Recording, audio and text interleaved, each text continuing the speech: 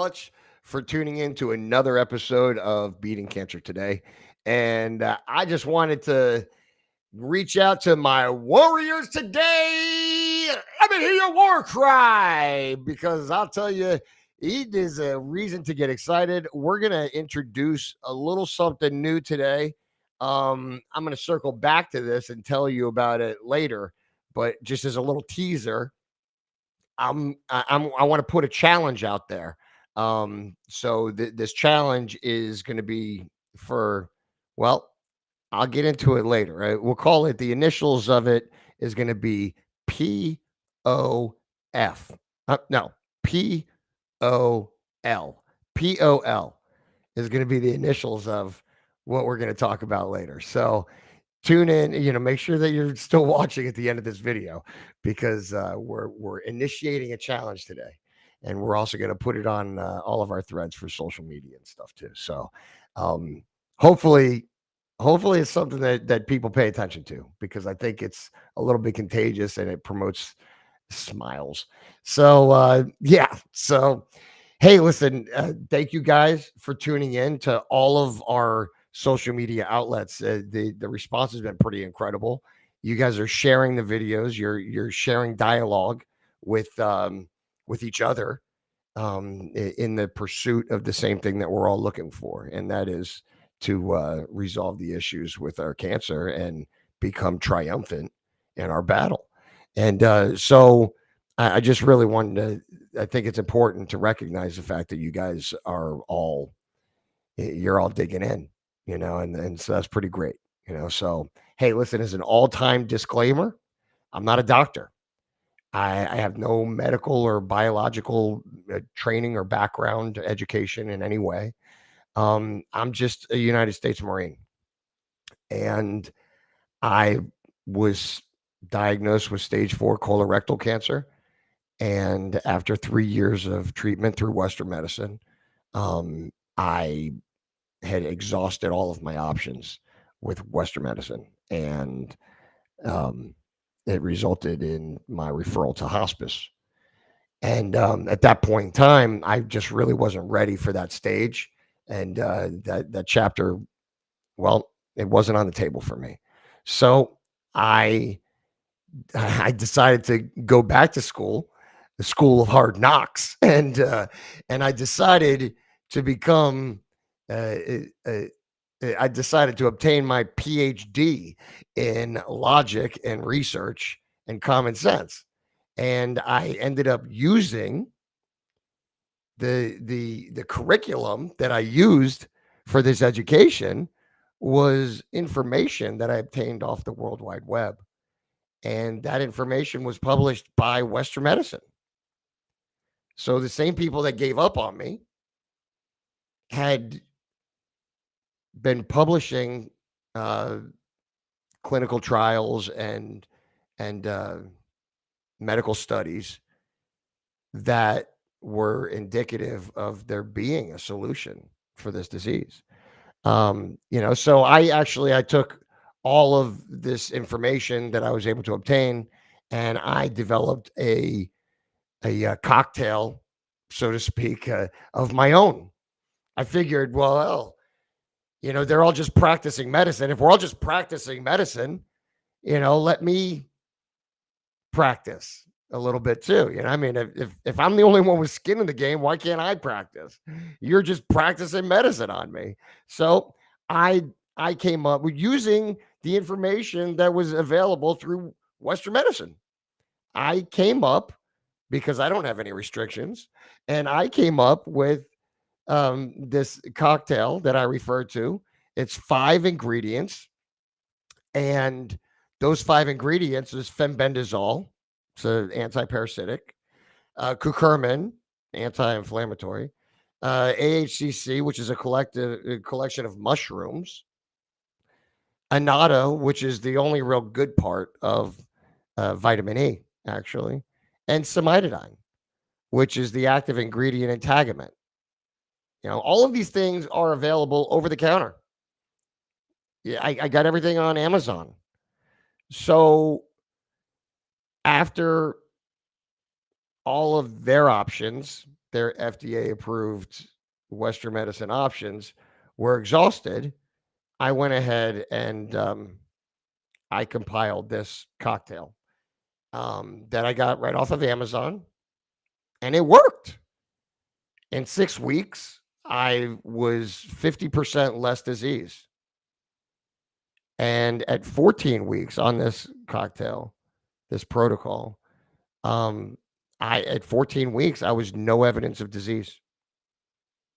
They, I left all the doctors scratching their heads. In fact, they actually thought that it was that there was an error with the scan.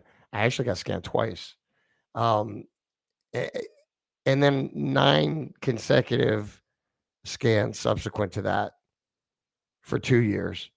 I've been actually way over 2 years now. Not way over, but over 2 years. Um, no evidence of disease. So the cocktail worked for me, and so I just wanted to. I wanted to. It's not what this episode is about, but I thought that it's important to mention that because honestly, I'm a fan of Western medicine, and I think everybody, if given the option, should explore that option. But for me, I exhausted that option, and I had to find a solution myself, which I did, and that made me very happy, which is the whole reason why I wanted to have this episode today because it's hard to do an episode about being happy if you're not in a good mood. Like it's hard to do an episode about smiling if you're not smiling. If you're not happy about something, you can't be smiling. It's hard to fake smile. So and we try to be authentic here. So what you see is what you get. I mean, this is it. So I'm excited to circle back in a little bit and tell you about this challenge, right? This is this challenge that I want to implement. I'm really hoping that it's something that y'all participate in, but it, after I was able to achieve the status of no evidence of disease, I walked around and I just couldn't stop smiling, and it kind of made me reflect on when I had active disease. And I don't really remember ever not smiling then. Other people always seemed like they were sad, but I don't feel like I was ever really sad. I mean, it was my cross to bear, and the battle was my battle. But I feel like I kind of had the easy job. Um, I didn't have to watch myself. Everybody else had to kind of watch me. So maybe their issues were a little bit different. Their perception, the angle that they were watching it was a completely different angle. So so it's hard to be happy, when you're always looked at as the sick person. So for a while, you kind of got to disappear and kind of reinvent yourself as not the sick person anymore, right? And when you smile, whether have active disease or not active disease, when you're smiling, it can contribute to the health, whether you have active disease or not. It can contribute to your health, your happiness, a positive change, especially in the face of adversity like cancer. So it's there is a science to it. I mean, I try to smile whenever I can, even when I don't really have reason to. I mean, gee, can you not have a reason to? We're here and you're watching this episode. I don't care if you're sick. We're all sick to some degree. I get it, man. A lot of people that are watching this video are some are sicker than others, and it's not easy to watch a video about smiling when you're thinking about being sick. So you got to get out of your head, and that's another reason to smile. To be to have the ability to take a minute and collect your thoughts, compartmentalize things like we discussed in the past, previous episodes. You find a way to be grateful for the moment. And when you're grateful for the moment, it's very easy to achieve happiness, especially when you're going through or in the face of adversity, such as cancer. So, I mean, there is a science behind it. And, we talk a lot about medical stuff on this show, even though nobody's doctors around here. But I just know what I know because I research a lot. And it's crazy. I always, I tell my wife that smiles are contagious because it's hard for her to be mad at me when I'm laughing my butt off. It's hard for her to get mad at me when I'm smiling and laughing and this and that. It's just really hard. It's hard to be angry at somebody with a smile. And before you know it, that person who's got anger in their heart, watching you smile all the time, either they start smiling because they think you're a complete lunatic, or they start smiling because it's contagious. And folks, I do believe that it's contagious. There's a release of endorphins.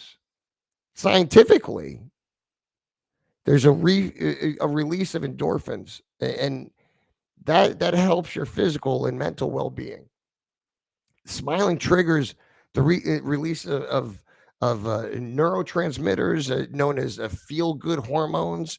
Endorphins, they act as a natural painkiller and a mood elevator going up. A mood elevator contributing to feelings of happiness and well-being. Hey, there's a reduction of stress hormones. If you don't think that you have stress hormones, then you're out of your mind. If you're watching this, you probably have some sort of connection to cancer, whether it's a loved one or yourself. And if you don't think that that's taxing, you're wrong. It's absolutely taxing. And when you smile, that helps reduce the levels of stress hormones, such as the cortisol and the adrenaline in the body. The chronic stress is linked to various health problems. Um, uh, your heart, obesity. Uh, well, I mean, pretty much everybody with cancer has got some sort of a compromised immune system, right? Well, this is actually it contributes to a weakened immune system. It it it helps lower the stress hormones, um, and avoiding your immune system to weaken, right? So by lowering your stress hormones, your smile can mitigate any negative stuff that's around you, right? I mean, like that's what we're talking about. They're contagious. How are you going to get mad at me when I'm smiling, right? So, and if you remember, and I've said it a few times, the coffee bean, the coffee bean, when the coffee bean submerged into hot water, it affects the hot water, not the other way around. It doesn't turn to mush like the potatoes and the carrots. The water doesn't affect the coffee bean affects the water. So when I'm dealing with my cancer stuff, or when I'm in an environment that is a toxic environment, I'm not going to let that environment affect me. I will show up with smiles, a good heart, and the Holy Spirit, and I'm going to affect the environment before I allow that environment to affect me. Right. So, I mean, the enhancement of the immune function that the studies have shown. I could just read a few of them, but the studies that have shown that when you smile, the enhancement of your immune function, smiling and positive emotions can boost the immune system. When we smile, the brain releases, and I'm just going to read it right here. Uh, when we smile, the brain releases neuropeptides that help fight off stress and potentially harmful invaders. This leads to strengthened immune response, making us more resistant to infections and illnesses. So, folks, I'm not, just like everything else that I talk about here, I'm not making this stuff up. These are studies that have actually been done by medical doctors, clinical researchers. Yeah, I mean, I'm not just making things up. Sorry. So listen, yeah, that study actually goes on to talk about the positive feedback loop. Smiling creates a positive feedback loop where the act of smiling itself can trigger the brain to release more endorphins and reinforce feelings of happiness. So when you smile, it reinforces feelings of happiness and endorphins, right? So the cycle promotes a more optimistic outlook on life. It enhances the overall mood. Sorry, I'm just trying to adjust myself because I'm about to get pretty excited. How could you not get excited? You're talking about smiles. So, hey, listen, smiling, it's a universal signal of friendliness. Right? It says that I'm approachable. If I'm smiling, you think I'm literally either a lunatic or I'm an approachable guy. I kind of would like to think that it's because I'm an approachable guy, but it could be because I'm a lunatic. Whatever it is, I'm smiling.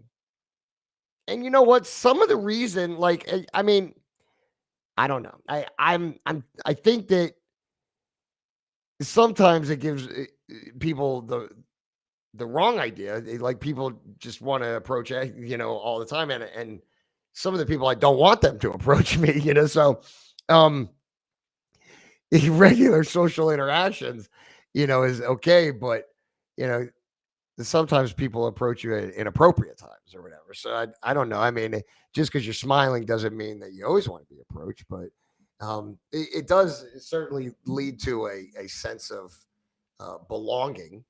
Um, and it it's linked to better mental health and improved overall well-being. It stress management. When you incorporate a smile into daily life, when I walk around and I'm smiling all the time, it definitely does help me manage stress more often, more effectively. It reduces cortisol levels. I mentioned that it definitely promotes relaxation. I'm I find it easier to smile than I find it to frown. And I've heard that it takes more muscles to frown or whatever, but I don't know if that's true because again, I'm not a doctor. But I don't know. I don't know if it does or not, but I know that when I'm talking to people and I have a smile on my face, and I do try to not smile at inappropriate times. But when I have a smile on my face, it is easier for somebody to communicate with me. I think I feel like uh, I'm I'm more approachable, and sometimes, well, at least in the past, people wouldn't approach me because they would think that I was angry or something. And when you're smiling, well, everybody approaches you. So it's you people want to approach you. So if you could incorporate a smile into even the crappiest of circumstance, this could lead to better sleep, improve cognitive function.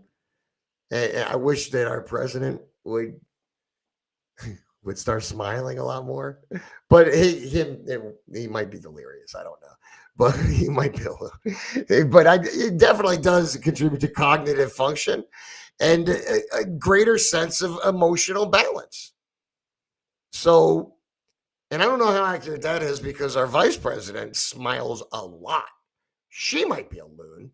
I don't know, but it's supposed to contribute to a greater sense of emotional balance. So maybe it does, and if that's the case, then she's crazy like a fox, then, right? So improved physical health. I'll just continue to read the story because it's actually more interesting to me.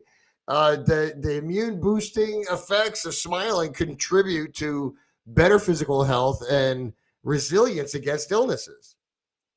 So it does contribute to resilience against illnesses. It's probably the placebo effect, I'm guessing, right? But listen, when you're smiling, it is easier to battle. It does create some confusion.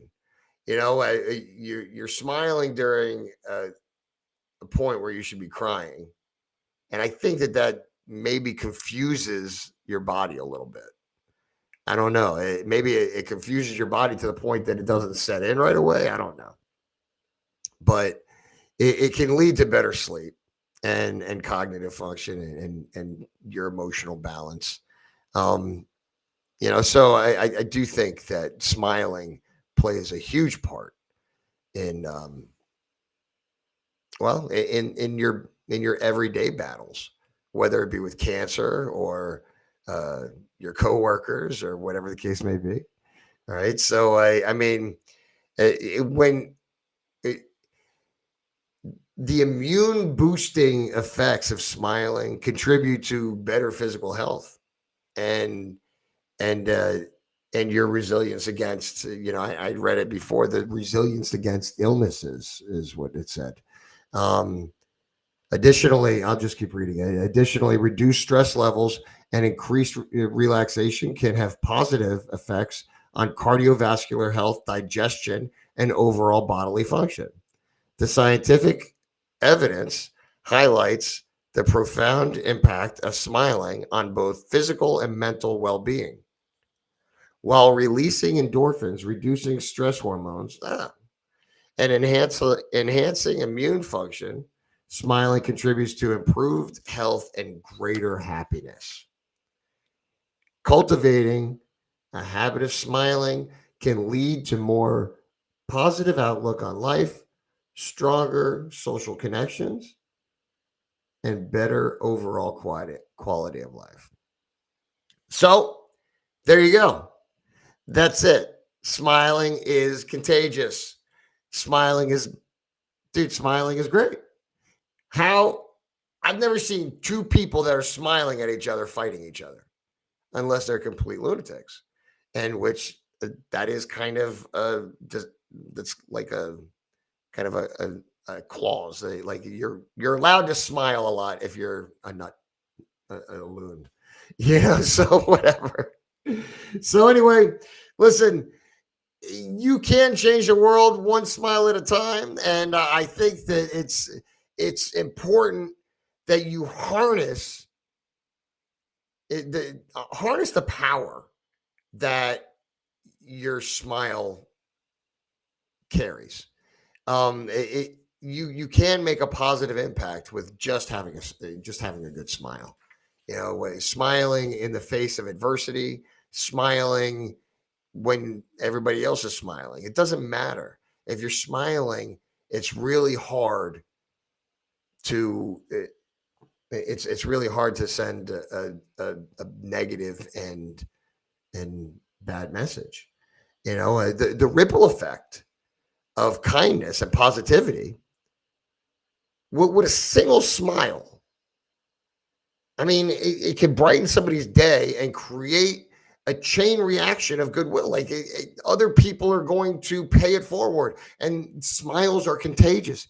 They're going to start smiling themselves. But listen, I won't beat this up anymore.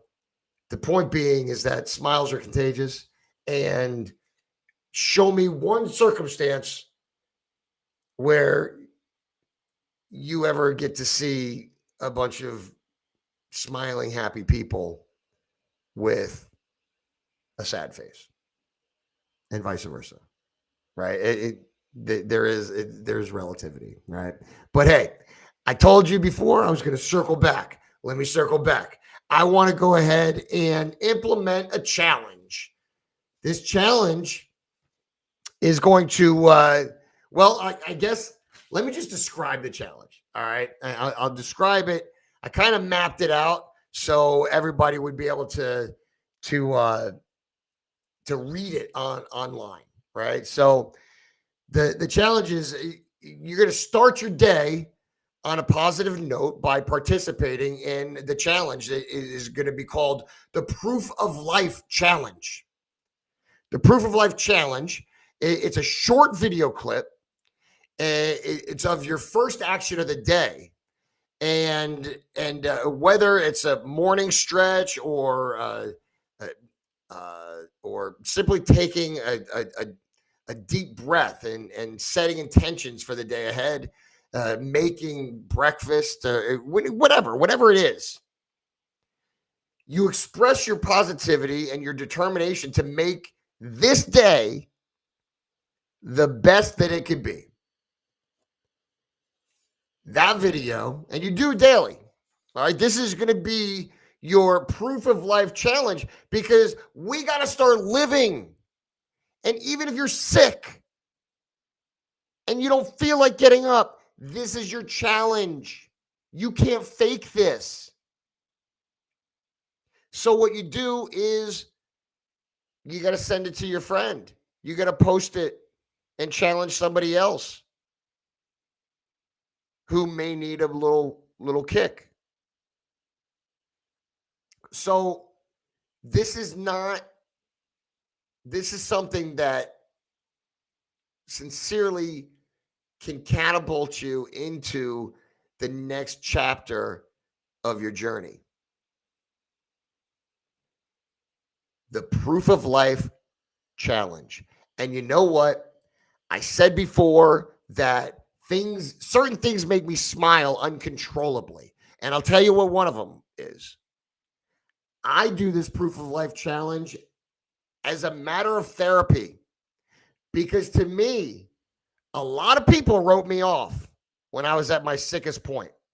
A lot of people wrote me off, and they didn't really think that there was much return on their investment.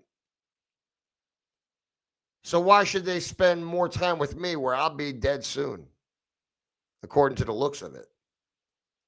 So don't call this a comeback. No, sir, don't call this a comeback, folks. I've never left. This is my proof of life daily to you. You will see me thrive. I promise you. This is my Proof of Life challenge.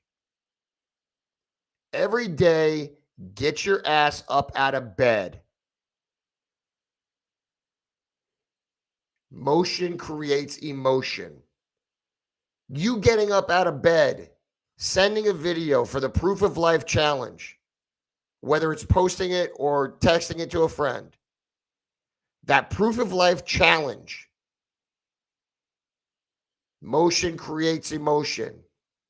You make the video for the challenge. Next thing you know, you're brushing your teeth. You're going through your hygiene, your daily hygiene. You're getting up off the couch. You're going back and forth to the kitchen, to the bathroom. You're starting to walk around in the yard. Maybe you take the dog for a walk by yourself this time. I know you're sick.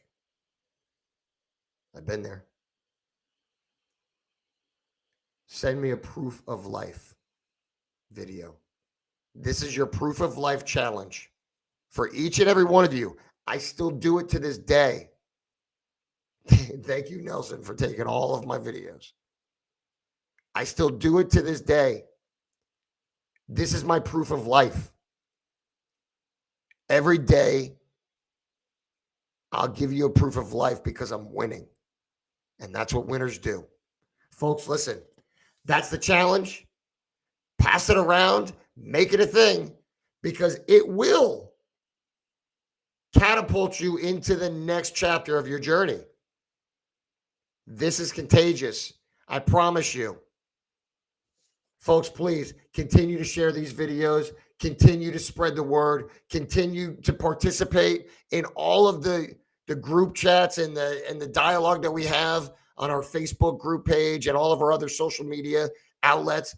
Thank you. Thank you. Thank you for sharing these videos. Hey, don't forget, tune into our Warrior Wednesday episode next week, and also all of our Thursday episodes at noon every week. We'll see you soon.